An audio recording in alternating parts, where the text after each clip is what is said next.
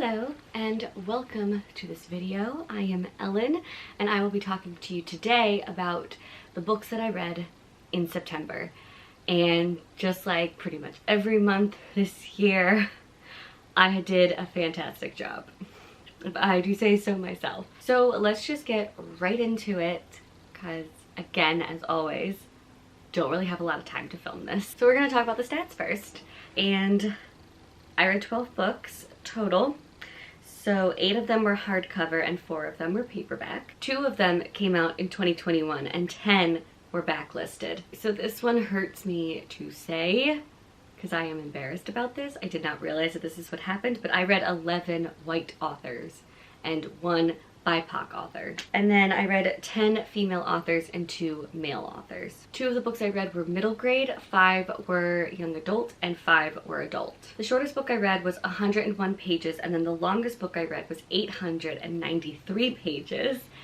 Total I read 3,996 pages, which averaged to about 133 pages a day. I read 1 mystery, 2 contemporary, 2 romance, 2 historical fiction, 3 fantasy, 1 play, and 1 horror. And then for stars, it was actually a pretty good star month as well.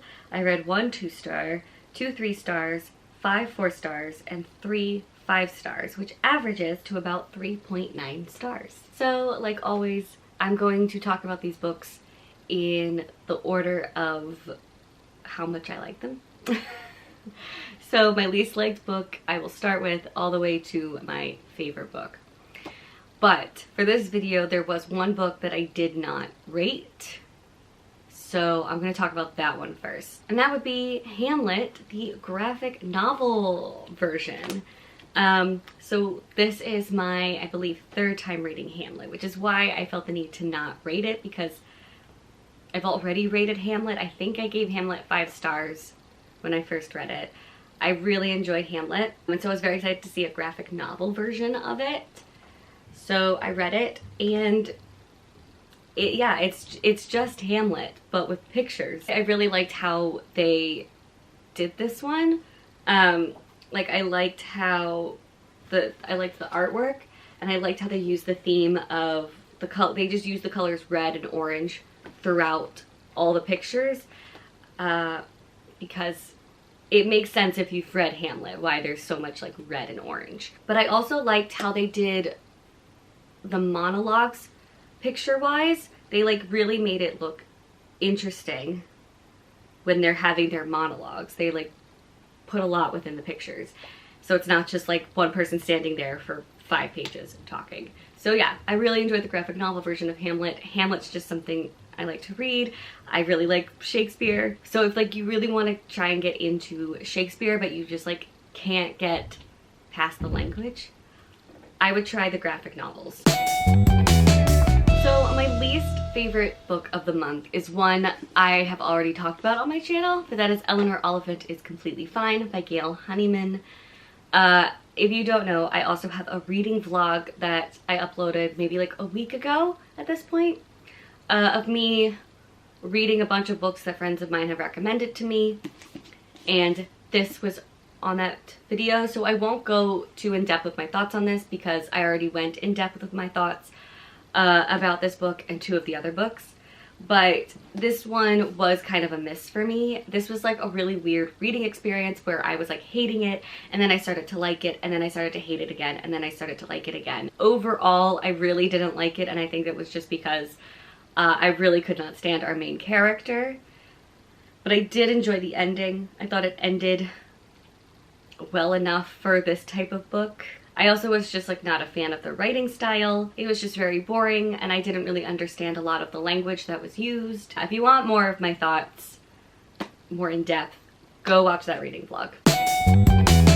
Alright, so 3 stars is now where we're at, and my first 3-star, my lowest 3-star, is The Inheritance Games by Jennifer Lynn Barnes. I was so looking forward to this. I really thought I was gonna get this 5 stars. I love this cover, and I absolutely love like the concept of this, but overall it was more of a miss than it was a hit for me. So this book, The Inheritance Games, I just realized I never explained what Eleanor Oliphant is about, but that's just also because I really still don't quite know. But The Inheritance Games is about, who's our main character? Avery, who is, I think she's like lower middle class, but she's like really smart and she's in high school, and then all of a sudden some random old man who she has never met, does not know, who was like a billionaire, dies, and in his will she basically inherits everything. So then that kind of makes the family angry that this random girl is getting the inheritance and not them. But she also has to live in this house with them, and of course there are 4 grandsons of his and they're all gorgeous. There is a little bit of like a love triangle forming between 2 of them and her. And I was told it's like similar to Knives Out, but for young adults. And I was like, I'm sold because I love the movie Knives Out. And yes, this did, especially like in the beginning, kind of feel like Knives Out, and it had that vibe. But as I kept reading, I just really lost interest. Like, I was enjoying the beginning, but then the end just got like too ridiculous to me and just like too outlandish, and I was having a hard time really like investing in the story. So if you want to know, this is a first in a series and I will not be continuing. I liked our main character of Avery, but I was not a fan of the characters of the brothers, and also the whole like Emily situation within the book kind of rubbed me the wrong way. I was interested in it at first because I was like, ooh, what's this with Emily? Tell me more. And then once I learned, I was like, I don't know how I feel about this. Also, like, every single one of these brothers needs therapy, and like, they were rich enough, why did they not get therapy in the first place? I also could have done without the love triangle. I was not really interested in that. It did have some interesting moments and some parts that I really enjoyed, but overall I think it was just like underwhelming for me, and it read like a children's book. It was okay, hence why it's a 3-star. My last 3-star is A Game of Fate by Scarlett St. Clair. So I read A Touch of Darkness a few months ago. I can't remember exactly how many, but I read it a few months ago, and that again was like a 3-star, and I enjoyed it. It's weird because it's like I don't like it, but at the same time I really like it. It's one of those series. It's a guilty pleasure type book. I think the writing is not great, but yet I am so intrigued and so interested that I just want to keep reading, and I devour these books. This one is like the very same thing as A Touch of Darkness, but A Touch of Darkness is from Persephone's point of view, and A Game of Fate is from Hades' point of view. So it's literally just like the same book, but just different perspectives. And this is an adult romance, a fantasy romance between Hades, the god of the underworld, and Persephone, who is the goddess of spring. And I think overall I liked Persephone's point of view better, which is surprising because I was expecting to like Hades' point of view better. So granted, yes, this was like reading the same book as A Touch of Darkness, but there were some moments that were new, especially because there were things that Hades was off doing that we didn't know about, and so it was interesting reading Hades' side of things. Well, in the sense of like whenever Persephone wasn't around, I liked hearing what was going on with him. But then once like Persephone was around, it was like, okay, again, I'm reading the same thing. But also second, I don't like being in his head when he's around Persephone. I was like, these sex scenes are not as sexy when it's from the guy's point of view. I also listened to the audiobook of this as I was reading it, and the guy who voiced it, I don't want to say like anything bad about him because he sounded good, but he just didn't sound like Hades. And so that also didn't make the sex scene sexy because I was like, he doesn't sound sexy. And I don't know how to say this without it sounding like repetitive in a way, but like I get that both of these books are supposed to be the same story, like within the same period of time, but I still wanted more development with the characters, with this couple. I'll probably get that within the second book of the series because that's when the plot will move along. But it just felt like it was a lot of miscommunication and then sex, miscommunication and then sex, and I'm just like, I want more development in the relationship. All right, now we're on to the 4 stars, and my first 4-star is The Gentleman's Guide to Vice and Virtue by Mackenzie Lee. This is another one that I read for that reading vlog that I talked about, so I'm not going to go too in depth with my thoughts on this for this video. If you want more, you could go check out that video. But this is a young adult historical fiction queer romance. It's about Monty and Percy, and then we also have his sister, whose name is escaping me. But as I was reading this, it felt like Anthony Bridgerton and Simon Hastings fan fiction, even though I know this came out before Bridgerton, the TV show. But that's what it felt like, so I couldn't help but like read it in that way. But then like I enjoyed a lot of the plot and a lot of the story, but for me the biggest issue was our main character Monty. He just exudes and oozes rich white male privilege, and it just felt like every time someone called him out on it, he was not learning his lesson about it.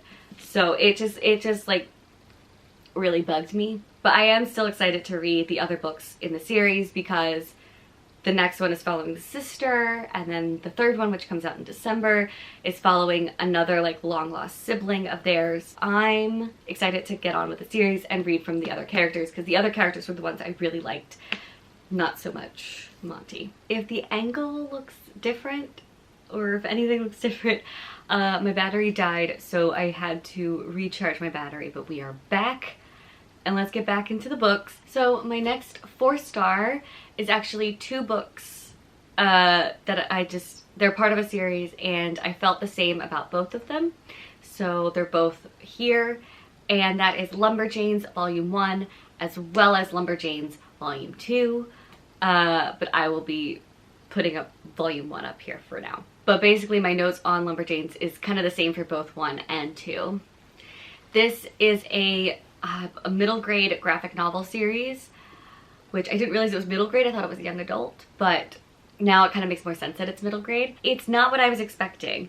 All I knew going into it was that it was about a group of kids at camp, but I was not expecting the fantasy element of this series, and to be honest, the fantasy element was just so jarring that it really threw me for a loop. But it is very cute, very funny, and fun. But I think the reason it's a 4-star and not a 5-star is just the storyline, like the pacing of the story is just a little too fast. Like I like fast-paced stories and plot lines, but like this was just too fast. So like I enjoyed it, but it's one that I'm like still considering if I'm gonna continue reading it or not, because I don't really care that much about the actual plot of the series. I was caring more about the characters. My next 4-star is The Gentleman's Guide to Getting Lucky by Mackenzie Lee. This is the novella that goes along with The Gentleman's Guide to Vice and Virtue, and I definitely liked this one more than the actual book, and this was like a lot of pages shorter. But this is just, this takes place, I want to say maybe like a month after the end of Gentleman's Guide to Vice and Virtue. This is just following Monty and Percy and kind of like what they're deciding to do after, like with the end of the first book. This is cute. Actually, I really liked Monty a lot more in this novella. I was like, okay, he really has grown as a character and I do like him more. So I liked Monty more in this one. And I really enjoyed getting to know these characters a little bit more. So yeah, I enjoyed this novella. I don't really have much else to say, but it was a 4-star still. And then my last 4-star is White Smoke by Tiffany D. Jackson. I was very looking forward to this. I heard it was like a haunted house story, and I was here for it. Haunted house is probably my favorite to read within the horror genre. And so with White Smoke, we follow Marigold, and she and her family have just moved into a house in a very not well off town, but the people who are having them live in this house are the ones trying to like rebuild the town and make it better again. But unfortunately, the house that they have been moved into is haunted. But what I liked about this was that it's not just like a haunted house story. We also get a lot of race dynamics, as well as, you know, a new family dynamic, because her mom has just married this new guy and he has a daughter, and so it's also dealing with like this new step family. And then on top of it, we also have our main character. She just got out of rehab for abusing drugs, and it's just also following her like out of rehab, still a little bit addicted but trying to like not do it, and just the fact that like these drugs ruined her life and this is why they had to move in the first place. And so it's dealing with a lot of that as well. And of course, the ghost of the haunted house does not like this. But there's also like this huge mystery within the town itself. And also the like economic factors between the rich people within the town and the poor people within the town. And just also like the history within the town. Like, this book really has a lot going for it, and there's a lot of interesting aspects to this book, and I really, really enjoyed it a lot. I think this is also great for October, for spooky season. My one issue with this book was just the ending. The last, I want to say like 20 pages were just like moving really, really, really quickly, and then all of a sudden it just ends. It just ends. And it was like so abrupt of an ending. Like, I would have wanted an epilogue just to kind of like wrap a couple of storylines up, because there's a lot of things that's happening at the very end. Like, the climax is where I thought we were at, and then it just ends. So like a lot of things are going on, a lot of things are happening, and I just want to know the outcome of a bunch of characters. I would have liked an epilogue just to kind of like answer a lot of the questions that I had upon finishing this book. But either way, I still really enjoyed it, hence why it's a 4 star.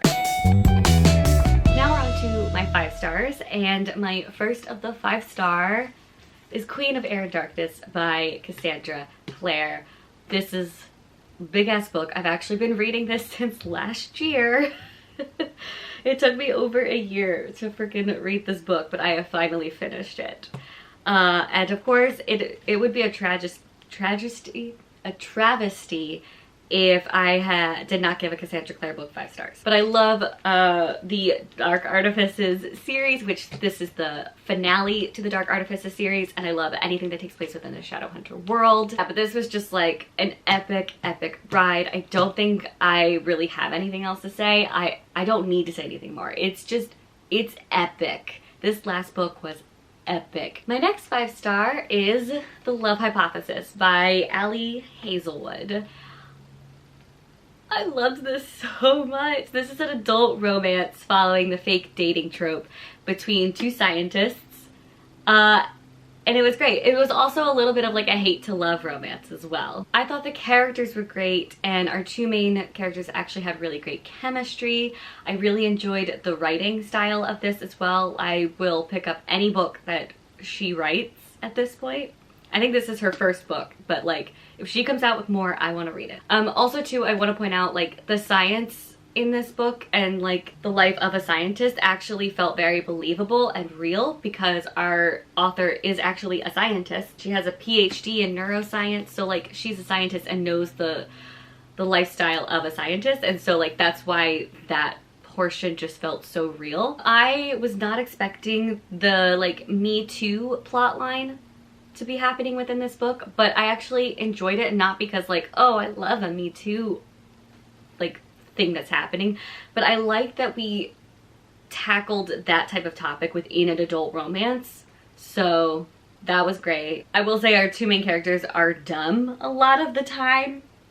There were so many times where like someone would say something and I'm like, obviously that person is talking about you, and she goes, oh, it's obviously not me, and I'm just like, I'm sorry, it's so obvious it's you. And like vice versa too with him. He'd be like, oh no, she likes someone else, it's not me. And I'm just like, are you dumb? Like, you guys are supposed to be like these super smart scientists, but like, you guys are so dumb. It's so obvious. Anyway, that was just like the one issue, but I'm like, that's the thing with all romances. The main characters are usually always stupid, but still very much enjoyed this. So good. And then my favorite book of the month, my final 5-star, is The Midnight Library by Matt Haig. I did not think I was going to like this book going into it, but holy hell did I love it and tab the crap out of it. This was also in that reading vlog that I mentioned earlier, so again, I'm not going to go too in-depth with my thoughts of this. So if you want more in-depth thoughts, go watch that vlog. This is a story about a girl dealing with depression, and I will say this because no one told me this going in, and it happens very early on in the book, so it's not much of a spoiler, but she commits suicide, and then when she does that, she finds herself in the Midnight Library, where she's able to see all of the different choices that she made, and if she had made a different choice, what her life would have been like. And so she gets to live all these different lives to see which one would like make her feel fulfilled. I thought that was like a very beautiful concept, making it a library, and it was also very philosophical and pretty deep in my opinion. Honestly, I 100% enjoyed reading this book so much. I just really enjoyed the messages and the themes, and I think this book was also one of those books that just like came to me at the right time. Like, this is definitely a book that I needed, and it was saying things that I needed to hear, but it's very beautiful, very meaningful, and I just also really enjoyed our main character.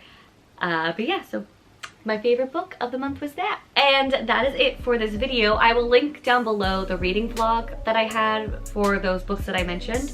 And then I also have a movie wrap up for the month of September, which I will also link below so you can check that out. And I will see you guys later with more videos. Bye.